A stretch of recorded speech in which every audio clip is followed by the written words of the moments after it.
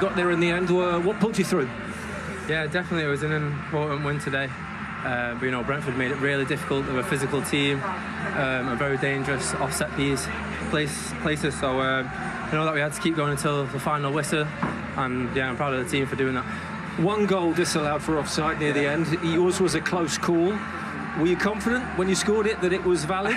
No. I've had a few this year that's been ruled offside, so I wasn't really too confident. I thought I went a little bit early. But yeah, thank God the goal counted, so yeah, I'm really happy. And could there have been others for you? Yeah, there was a few where I went a little bit too early again, another one offside.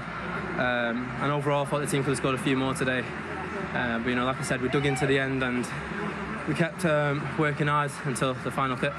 Back in the team today, the manager talked after the game at Newcastle when he didn't play, players having to be focused all the time. Is that something you've had to take on board?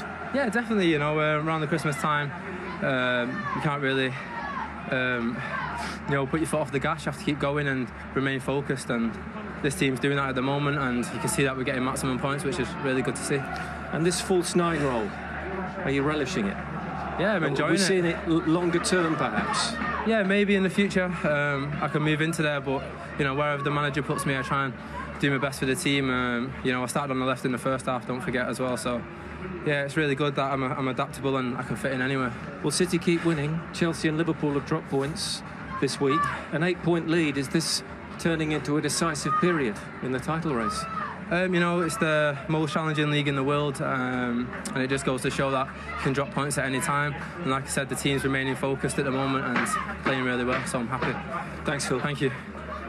When you've got a player at his disposal to bring back into a team that's just won 9 in a row, is that an embarrassment of riches? It certainly is.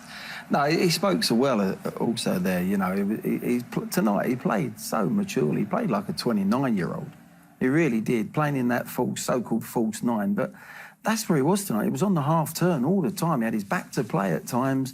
Although he wasn't going to be on the shoulder, he was looking to play on the half-turn. He can cope with that. He's even better when he's deeper, running at people, faced up the other way, so he can play so many positions. He's so flexible, but he's got end product. There's a lot of good youngsters around, but they haven't got his end product. You see him go in there and he scores an offside goal with his head.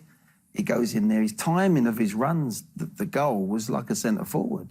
He knew the ball was set up beautifully, so he's making movement, knowing De Bruyne is putting it in first time. He's not waiting to see whether he's going to take 2 touches. He knows it's coming first time, like any good striker. Michael would tell you that. Bang, in he goes, gets his goal. He's such a mature player. Yeah, I mean, he's the one player I think, one English player that I think could get to the very, very top of his profession. And by that I'm talking, you know, one of the best players in the world. We've had some great players over the years. Of course, Harry Kane is still right up there. But this lad is special. This lad is different. He's got absolutely everything. He's strong as an ox, even though he's small and slight. You know, he's got pace, even though, you know, when you look at him, he doesn't scream pace at you. He's shaped, but he's quick. He's so intelligent. His touch is just a dream. I mean, as I say, the highest praise I could say is that he could get to the very top. We're talking Gascoigne level. You coached it. Would you love to have coached Phil Foden? Because I'll tell you what he's got as well. He understands the game. He understands positions. And is that a big thing for a coach to see a player who does that? That's one of the biggest things. That's where you say talent isn't enough. You know, you've got loads of talented players around the world, but can they go into a team? Can they understand where to be at the right time when the ball's going to be released?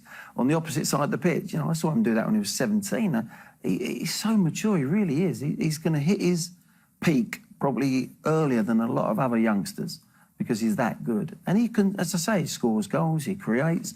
You can play him deep, you play him wide, you play him as a false 9.